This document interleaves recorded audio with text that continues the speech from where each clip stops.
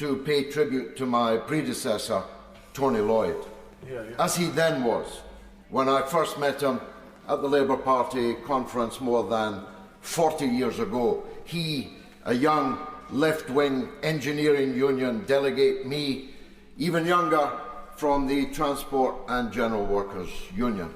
We became fast friends then and remained so through all the decades. We marched together against nuclear weapons, against the repeated massacres in Gaza at the hands of the Israeli occupation forces. We voted in the lobbies together against the renewal of Trident submarines. Tony Lloyd was a significant figure that should never be forgotten in this House, and certainly will not be forgotten in the Greater Manchester arena, where he was born and where he practiced his sincere political artistry over so many years. The Labour Party, of course, is not the party today that it was back then. And in this speech and in later speeches, I hope, if God spares me and you allow me to catch your eye. But Tony Lloyd, notwithstanding the very poor odour in which the Labour Party is held in the town of Rochdale, the only thing that unites the entire town of Rochdale is antipathy towards the Labour Council in the beautiful new refurbished town hall. And that's something we intend to change in just a few weeks from now at the local elections. But notwithstanding the poor odour of the Labour Party in the town, everyone respected and admired Tony Lloyd, Sir Tony Lloyd, as he was to become. And I'm grateful to you for allowing me to begin my address on this, the 7th time I have been elected to Parliament with today. The minister was bright and breezy, but frankly, all the spices in Rochdale could not give flavour to what can only be described as a nothing burger of a budget. An absolute nothing burger, and the response from the so-called opposition in this House equally vacuous.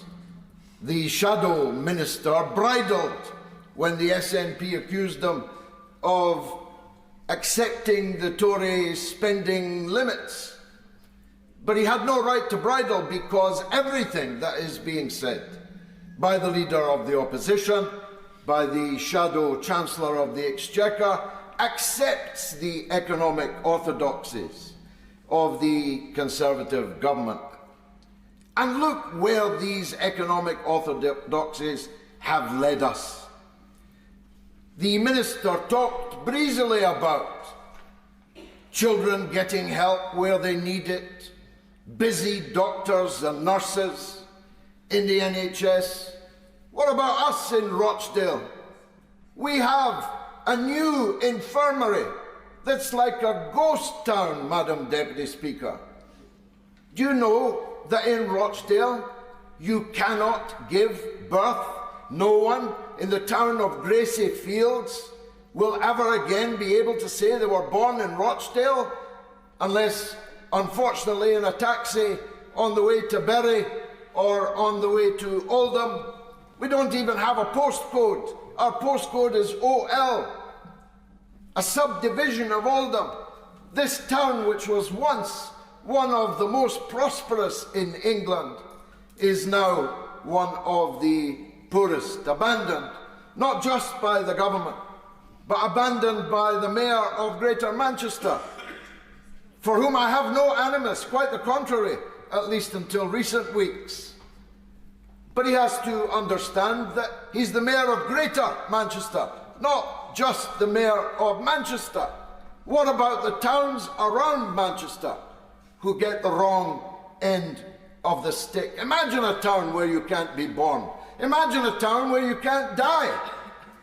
They've taken away the A&D service also during my campaign, in which I garnered more votes than the Conservatives, than Labour, than the Liberal Democrats, than the Reform Party, all of them put together, proving my point that actually outside in the country, most people feel a wish for a plague on both of their houses. Two cheeks of the same backside is the most popular phrase I have ever coined, because it so aptly describes not just the general political situation, but the debate on this